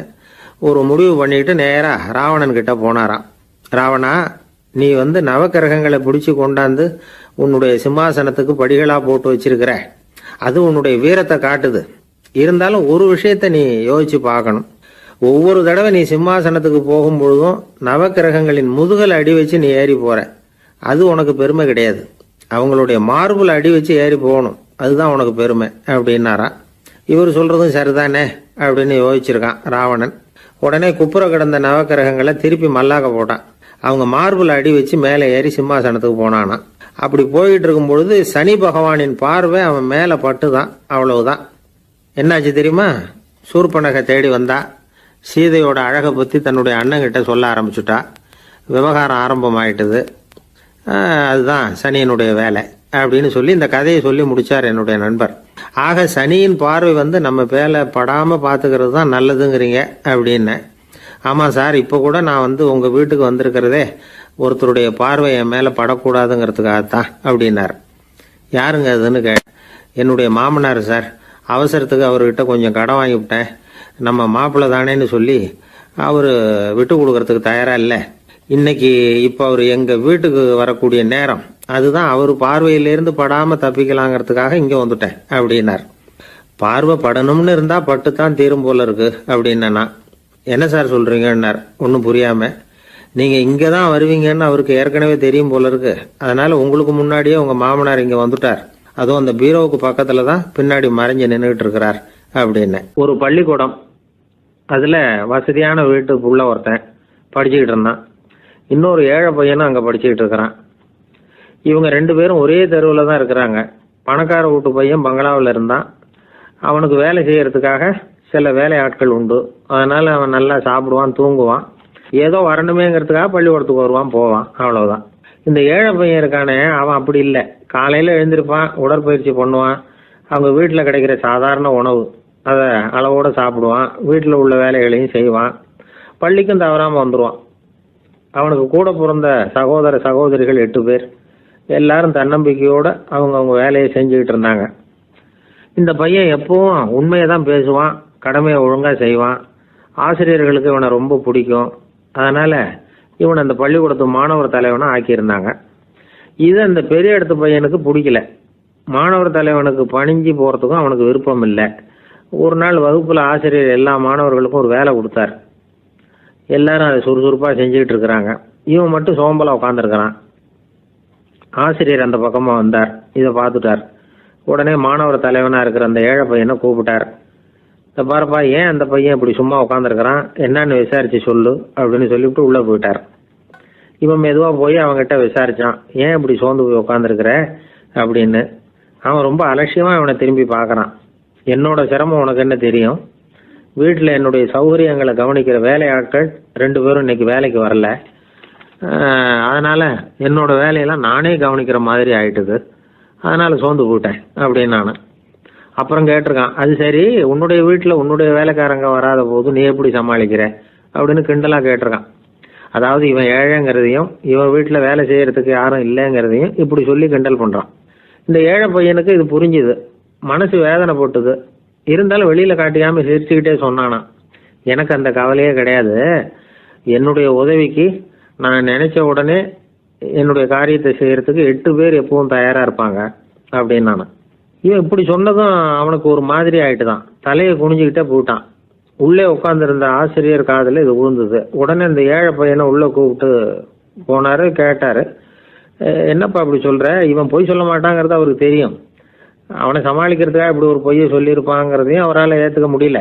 ஏன்பா நீ நினைக்கிற காரியத்தை செய்ய 8 பேர் தயாராக இருக்கிறதா சொன்னியே, உன்னுடைய சகோதர சகோதரிகளை குறிப்பிட்டு அப்படி சொன்னியா அப்படின்னு கேட்டார். இல்லைங்க ஐயா, நான் அவங்கள குறிப்பிட்டு அப்படி சொல்லலைன்னா. அப்படின்னா பொய் சொன்னியா? இந்த சின்ன விஷயத்துக்கு அப்படி பொய் சொல்லலாமான்னார். ஐயா நான் பொய்யும் சொல்லலைன்னா. இவன் அப்படின்னா நீ சொன்னதுக்கு என்ன அர்த்தம்னார்.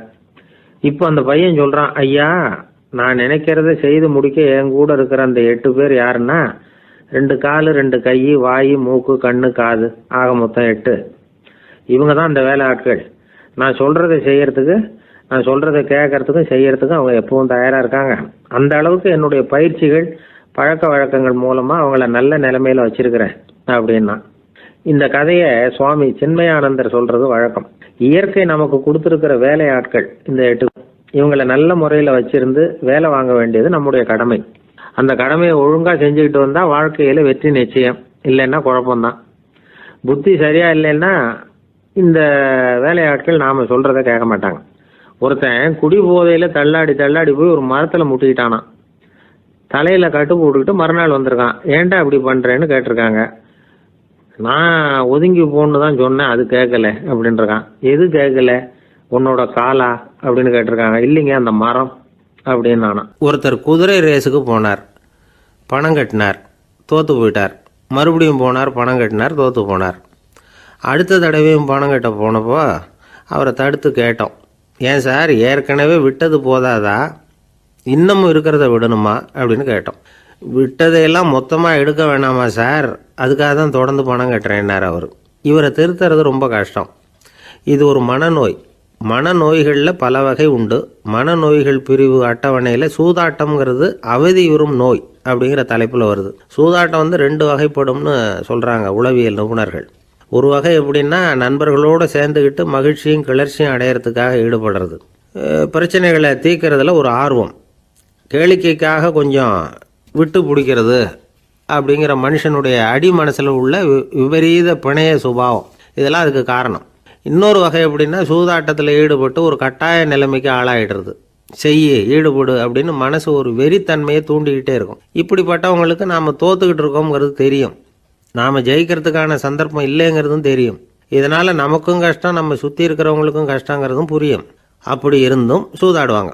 இதுக்கு காரணம் சூதாடியின் பகற்கனவு அப்படிங்கிறாங்க நிபுணர்கள். இந்த நிலைமைக்கு கட்டாய சூதாட்டம் அல்லது நிர்பந்த சூதாட்டம் அப்படின்னு பேர் வச்சிருக்கிறாங்க. இப்படிப்பட்ட ஆசாமி இருக்கிறது பூரா விட்டுருவான், கடன் வாங்குவான், திருடுவான். இருந்தாலும் என்னைக்காவது ஒரு நாள் ஜெயிச்சிருவேன் அப்படின்னு சொல்லிக்கிட்டே இருப்பான். விட்டதை எடுத்துருவேங்கிற ஒரு நம்பிக்கை சுடர் அவனுக்குள்ளே எரிஞ்சுக்கிட்டே இருக்கும். இவனை மனநோயாளி அப்படின்னு சொல்லிட முடியாதான். என்ன காரணம்னா, இது மாதிரி ஆளுங்க கிட்ட மன போராட்டமோ கவலையோ பதட்டமோ இருக்கிறது இல்லை. சில விசேஷமான குணங்கள் இவங்க கிட்ட உண்டு. எதிர்ப்பு உணர்ச்சி, சிறுபிள்ளைத்தனம், சட்ட திட்டங்களையும் சம்பிரதாயங்களையும் உட தெரியாத மனப்போக்கு, பொறுப்பில்லாத தன்மை, நெறி தவறி நடக்கிறது எல்லாம் இவங்ககிட்ட உண்டு. ஆனால் வெளிப்பார்வைக்கு ரொம்ப சிநேகமாக இருப்பாங்க, அன்பாக இருப்பாங்க. அப்படி இருக்கிறதாக காட்டிக்குவாங்க. ஆதாயம், சுயலாபம் இதெல்லாம் கருதி தான் பழகுவாங்க. இவங்க கேட்குறப்ப நாம் பணம் கொடுக்கலன்னு வச்சுக்கோங்க, நம்மளை கை விட்டுருவாங்க. நம்ம மேலே அபாண்டமாக பழி சுமத்துறது கூட தயங்க மாட்டாங்க. தங்களுடைய சூதாட்ட நடவடிக்கைகளுக்கு சாதகமான காரணங்களை சொல்லிகிட்டு இருப்பாங்க. நீ வேணும்னா பாரு, ஒரே நாளில் நான் இழந்ததையெல்லாம் மீட்டு லட்சாதிபதி ஆறேன்னா இல்லையா பாரு அப்படிம்பாங்க. தோற்று போகிறத ஒரு படிப்பினையாக இவங்க எடுத்துக்கிறதே இல்லை. தோற்று போகிறதுலேயே இவங்களுக்கு ஒரு அலாதியான சுகம். தனக்குத்தானே துன்பத்தை வரவழைச்சிக்கிட்டு இன்பம் அடையிறதுக்கு தன்வதை சுகம் அப்படின்னு பேர். இவங்கெல்லாம் அந்த ரகம். சில பேர் எப்படி தெரியுமா, மந்திர எண்ணங்களை வரவழைச்சிக்கிறது, சூதாடுறதுக்காக ஆஃபீஸில் கையாடல் பண்ணுறது, அடுத்தவங்க கிட்ட இருந்து திருடுறது. இந்த மந்திர எண்ணம் தீவிரமாச்சுன்னா ஒரு மாதிரியாக பேச ஆரம்பிச்சிருவாங்க. தோல்வி தான் சார் வெற்றிக்கு முதல் படியும்பாங்க. தன்னால் பகடக்காய்களையும் குதிரை ஓட்டிகளையும், அதாவது இந்த ஜாக்கிகள், அதெல்லாம் கட்டுப்படுத்த முடியுங்கிற பித்து நிலைக்கு இவங்கெல்லாம் தள்ளப்பட்டுருவாங்க. சில சூதாடிகள் ஆராய்ச்சி பார்த்ததில் என்ன தெரிய வந்தது தெரியுமா? அவங்கெல்லாம் குழந்தை பருவத்தில் அன்புக்காக ஏங்கினவங்களாம், புறக்கணிக்கப்பட்டவங்களாம், உதவிகளை பெற முடியாதவங்க, இப்படிலாம் இருந்திருக்கிறாங்க. இவங்க வளர வளர மற்றவங்க சௌகரியம் பற்றி அக்கறை இல்லாதவங்களாக ஆயிடுறாங்க. அதிர்ஷ்ட தேவதை தன்னோடு இருக்கிறாங்க அப்படிங்கிற அசையாத நம்பிக்கை இவங்களுக்கு. இவங்களை திருத்துறது ரொம்ப கஷ்டம். அதனால் பந்தயம், சூதாட்டம் இது மாதிரியான விஷயங்களை விட்டு விலகியே இருக்கிறது தான் நமக்கு நல்லது. ஒரு ஆள் சொன்னான், என்னுடைய குதிரை வேகமாக ஓடுறதுக்கு என்ன வழி அப்படின்னு கால்நடை மருத்துவர்கிட்ட யோசனை கேட்டேன். அவர் ஒரு பாட்டில் நிறைய மாத்திரைகளை கொடுத்து தினம் 2 மாத்திரை வீதமாக கொடுக்க சொன்னார். முதல் நாள் 2 மாத்திரையை கொடுத்துட்டு அது மேலே ஏறி உட்கார்றதுக்கு போனேன். அவ்வளவுதான். அதுக்குள்ளே அது அம்பு மாதிரி பாஞ்சு ஓடி போச்சு. நான் இன்னும் உட்காரவே இல்லை, அதுக்குள்ளே பாஞ்சு ஓடி போச்சு அப்படின்னா. அடடா, அப்புறம் நீங்கள் என்ன பண்ணீங்க அப்படின்னு கேட்டாங்க. என்ன பண்ணுறது, மீதி மாத்திரை பூராவே நான் முழுங்கி விட்டு அதுக்கப்புறம் துரத்தி பிடிச்சி அது மேலே ஏறி உட்காந்தேன் அப்படின்னா அவன். பொங்கல் திருநாள்னா இது ஏதோ அறுவடை திருநாள் அப்படின்னு சொல்லுவோம். அதாவது வருஷம் பூரா நாம் பாடுபட்டு அதனுடைய பலனை அனுபவிக்கிற நாள் அப்படிங்கிறது நாம் சொல்லிகிட்டு இருக்கிறது. இது முக்கியமாக இது ஒரு நன்றி அறிவிப்பு நாள் அப்படின்னு சொல்லுவாங்க. இன்றைக்கி நிறைய நன்றி அறிவிப்பு கூட்டம்லாம் நடந்துக்கிட்டு இருக்குல்ல, அது மாதிரி விவசாயிகள் நடத்துகிற ஒரு நன்றி அறிவிப்பு விழா இது. யாருக்கு நன்றி சொல்கிறாங்கன்னா ஆதவனுக்கு. அதாவது சூரியன் இல்லைன்னா விவசாயம் இல்லை. அதனால் ஆதவனுக்கு நன்றி செலுத்துகிற நாளாக இந்த பொங்கல் திருநாளை நாம் கொண்டாடுறோம். அதாவது இந்த பொங்கலில் விவசாயிகள்கிட்டேருந்து நிறைய பண்புகளை நாம் தெரிஞ்சுக்க வேண்டிய நாள் இது. விவசாயிகள் அவங்க விவசாயம் முன்னேறி இருக்கிற அளவுக்கு விவசாயிகளுடைய வாழ்க்கை தரம் முன்னேறலை. அந்த அளவுக்கு அவர்கள் நாட்டுக்காக உழைச்சிக்கிட்டு இருக்கிறாங்க. அந்த காலத்திலே அதை பற்றி ஒரு கதை சொல்கிறது உண்டு. ஒரு வயசான ஆள் நிலத்தில் ஏறு உழுதுகிட்டு இருந்தாராம். கிழிஞ்சு போன ஒரு சின்ன துண்டை தான் இடுப்பில் கட்டியிருந்தாராம். தலையில் ஒரு கந்தலை சுற்றி இருந்தார். உடம்பு பூரா சேரு, ரொம்ப ஏழை. ஏறு ஓட்டிகிட்டு இருக்கிறவர் வேறு எப்படி இருப்பார்? இருந்தாலும் அந்த ஆள் ரொம்ப ஜாலியாக பாட்டு பாடிக்கிட்டே ஏறு உழுதுகிட்டு இருந்தாராம். உடம்புல தான் அவர் ஏழையை தவிர மனசில் ஒரு ஏழையாக தெரியல. அந்த சமயத்தில் அந்த நாட்டு ராஜா அந்த பக்கமாக குதிரை மேலே வந்தாராம். வேட்டைக்கு போயிட்டு பரிவாரங்களோடு திரும்பி வந்துக்கிட்டு இருக்கிறார். ரொம்ப செல்வ செழிப்பில் இருக்கிற ராஜா அவர் இந்த வயசான விவசாயியை பார்த்துருக்கார். இந்த ஆள் ரொம்பவும் ஏழைங்கிறது அவர் பார்த்தாவே பளிச்சுன்னு தெரியுது. கட்டிக்கிறதுக்கு நல்ல துணி இல்லை, உடம்போ இழைச்சி போயிருக்குது, வயிறு முதுகில் போய் ஒட்டிக்கிட்டு இருக்கு, கண்ணு குழி விழுந்து போயிருக்குது. ஆனாலும் முகத்தை பார்த்தா சந்தோஷமாக இருக்கிற மாதிரி இருக்குது. இவ்வளோ உற்சாகமாக பாடிக்கிட்டு இருக்கிறாரே அப்படின்னு ஆச்சரியமாக நினச்சி பார்த்தார் அந்த ராஜா. சரி, அவர்கிட்ட கொஞ்சம் பேச்சு கொடுத்து பார்க்கலாம் அப்படின்னு முடிவு பண்ணார். ஐயா பெரியவரே, இப்படி கொஞ்சம் வர முடியுமான்னாராம். பொழுது போகிறதுக்குள்ளே நான் இந்த வயல் பூரா உழவு ஓட்டி ஆகணும், அதனால் பேசுகிறதுக்கு நேரம் இல்லை அப்படின்னாராம் அந்த பெரியவர். என்ன அவ்வளவு அவசரமாக? மீதி இருந்தால் நாளைக்கு உழுதக்கூடாதா? அது சரி, உனக்கு எத்தனை ஏக்கர் நிலம் இருக்குது அப்படின்னு விசாரிச்சிருக்கார் ராஜா. எனக்குன்னு சொந்தமாக உள்ளங்கை அளவு கூட நிலம் கிடையாது. இது எங்கள் முதலாளியோட நிலம். இதை பூராவும் உழுது முடித்தா தான் அவர் கூலி கொடுப்பார். நான் கூலிக்கு உழுதுகிட்டு இருக்கிறேன். உங்ககிட்ட பேசிக்கிட்டு இருந்தால் அவருக்கு துரோகம் பண்ணது மாதிரி ஆகிடும் அப்படின்னாராம். ராஜா குதிரையை விட்டு கீழே இறங்கினார். வரப்பில் நடந்து அந்த பெரியவர்கிட்டே போனாராம். சரி, ஒரு நாள் பூரா உழுதா உனக்கு எவ்வளவு கூலின்னு கேட்டிருக்கார். 8 அணா கூலி கிடைக்கும்னாராம் அவர். இது ரொம்ப காலத்துக்கு முன்னாடி நடந்த ஒரு சம்பவங்கிறதுனால அப்போ 8 அணா கூலிங்கிறது ரொம்ப பெருசு.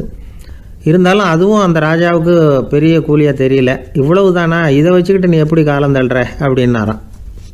ஒன்றும் கவலை இல்லை அப்படின்னாராம் அவர். ராஜாவுக்கு ரொம்ப ஆச்சரியமாக போச்சு. 8 அணா கூலி வாங்குகிற இந்த ஆள் கவலை இல்லாமல் இருக்கிறார், ஏராளமான வசதியோடு இருக்கிறன்னா கவலை இல்லாமல் வாழ முடியலையே அப்படின்னு நினச்சி பார்த்துருக்கார். அது சரி, 8 அணாவில் எப்படி குடும்பம் நடத்துகிற அப்படின்னு கேட்டாராம். எனக்கு கிடைக்கிற 8 அணாவில் 2 அணா குடும்பத்துக்கு செலவழிக்கிறேன், 2 அணா பழைய கடனுக்கு கொடுக்குறேன், 2 அணா தர்மம் செய்கிறேன், 2 அணா வட்டிக்கு கொடுக்குறேன், ஒரு குறையும் இல்லைன்னாராம். ராஜாவுக்கு ஒன்றும் புரியல.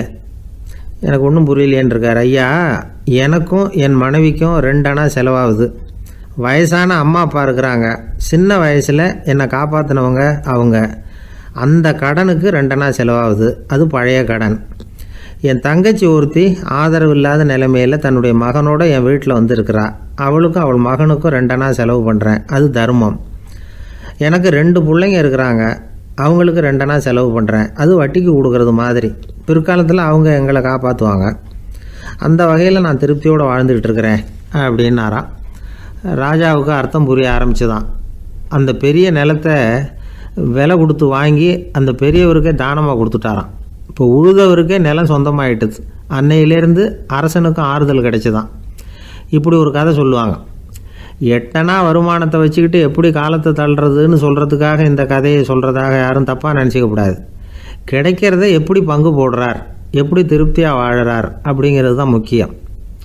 அது மாதிரி இன்றைக்கு இந்த பொங்கல் திருநாளில் உழவர்கள் மனசு மகிழ்ச்சியாக இருந்ததுன்னா அது எல்லாரும் மகிழ்ச்சியாக இருக்கிறது மாதிரி அர்த்தம். அதனால் அவர்கள்ட்டேருந்து நாம் பாடம் கற்றுக்கணும். சில உழவர்கள் தங்கள் நிலத்தில் விளையிறத தாங்கள் சாப்பிட மாட்டாங்க, அடுத்தவங்கள்ட்ட விற்றுட்டு சந்தையில் போய் வேறு அரிசி வாங்கிட்டு வந்து தான் இவங்க சாப்பிடுவாங்க. அப்படிப்பட்ட விவசாயிகள்லாம் இது உண்டு. பங்கிடுகிற பண்பை உழவர்கள்ட்டேருந்து கற்றுக்கொள்ளுங்கள் அப்படிம்பாங்க. ஒரு ஆள் நிம்மதியாக மகிழ்ச்சியாக இருந்தானா, உங்கள் நிம்மதிக்கும் மகிழ்ச்சிக்கும் என்ன காரணம்னு கேட்டிருக்கார் இன்னொருத்தர். என்கிட்ட இருந்தது பூராவையும் என் பிள்ளைங்களுக்கு சமமாக பங்கு போட்டு கொடுத்துட்டேன், எனக்குன்னு எதுவுமே வச்சுக்கல, அதுதான் நிம்மதிக்கு காரணம்ன்றிருக்கான். உங்ககிட்ட இருந்தது எவ்வளவு இருந்தது அப்படின்னு கேட்டிருக்காரு அவர். மொத்தமாக ஒரு 50,000 ரூபா இருக்கும் அப்படின்னு இருக்கான். அவ்வளவும் பணமாகவே இருந்ததா அப்படின்னு கேட்டிருக்காங்க இவங்க. இல்லைங்க, அவ்வளவும் கடன், அதை தான் பிரித்து கொடுத்துருக்கேன் பிள்ளைங்க கிட்ட அப்படின்னு நானா. அவன் அந்த மரத்தின் உச்சியில ஒரு பறவை கூடு, ஏதோ ஒரு பறவை கூடு கட்டியிருந்தது. அது என்ன பறவைன்னா ராஜாளி. ஒரு குரங்கு அந்த மரத்து கிளையில தாவி தாவி குதிச்சுக்கிட்டு இருந்தது. அப்போ இந்த கூட்டுல இருந்த முட்டை அது கண்ணுல போட்டுட்டுது. அதுக்கப்புறம் அது சும்மா இருக்குமா, விளையாட்டா ஒரு முட்டையை எடுத்தது, மரத்தை விட்டு கீழே இறங்குச்சு. கீழே ஒரு குப்பை மேட்டில் ஒரு கோழி சில முட்டைகளை அது பாட்டுக்கு இட்டு வச்சிருந்தது. குரங்கு தன் கையில் இருந்த ராஜாளி பறவையோட முட்டையை அந்த கோழி முட்டைகளோட சேர்த்து போட்டுட்டு போயிட்டுது. கோழி வந்தது, பார்த்தது, அதுக்கு ஒன்றும் வித்தியாசம் புரியல. தன்னுடைய முட்டைகளோட சேர்த்து அந்த ராஜாளி முட்டையையும் சேர்த்து அடைகாத்துது.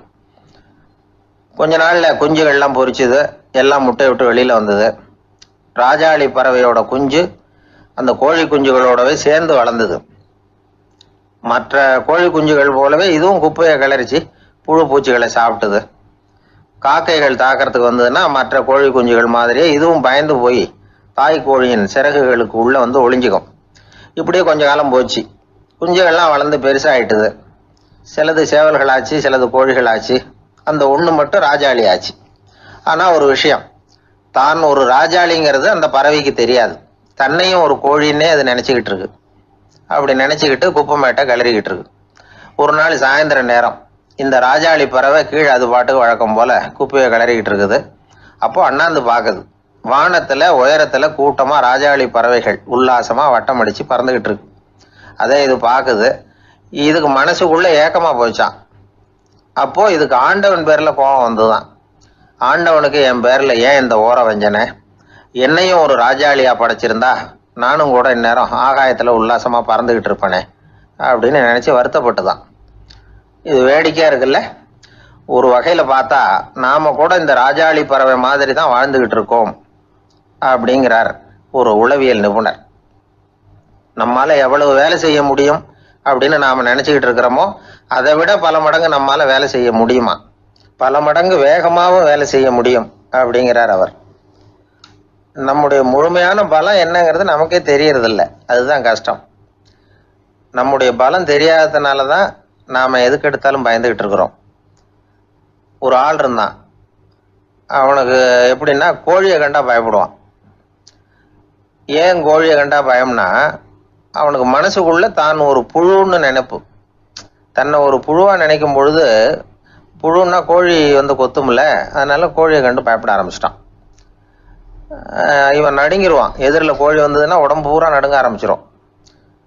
வீட்டில் இருக்கிறவங்க பார்த்தாங்க. இவனை அழைச்சிட்டு போய் ஒரு மனநோய் மருத்துவமனையில சேர்த்துட்டாங்க. அங்க உள்ள டாக்டர் இவருக்கு சிகிச்சையெல்லாம் கொடுத்தார். ஒரு வாரம் இவனை தங்க வச்சு வேண்டிய சிகிச்சையெல்லாம் கொடுத்து மன ரீதியாக அவனை மாற்றி, சரி இனிமேல் நீ வீட்டுக்கு போகலாம்னு சொல்லி அனுப்பி வச்சார். வீட்டுக்கு புறப்பட்டான்.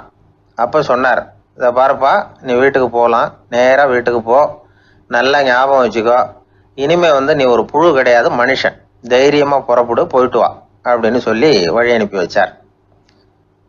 சரிங்க டாக்டர்னு சொல்லிவிட்டு இவன் புறப்பட்டு போனான். பாதி வழி போயிருப்பான். லேசாக நிமிர்ந்து பார்க்குறான், எதிரில் ஒரு கோழி வந்துக்கிட்டு இருக்கு. அது பாட்டுக்கு சாதாரணமாக நடந்து வந்துக்கிட்டு இருந்தது. அவ்வளவுதான், இவன் உடம்பு கிடுகிடுன்னு ஆட ஆரம்பிச்சுட்டுது. திரும்பி ஓடி வந்துட்டான்.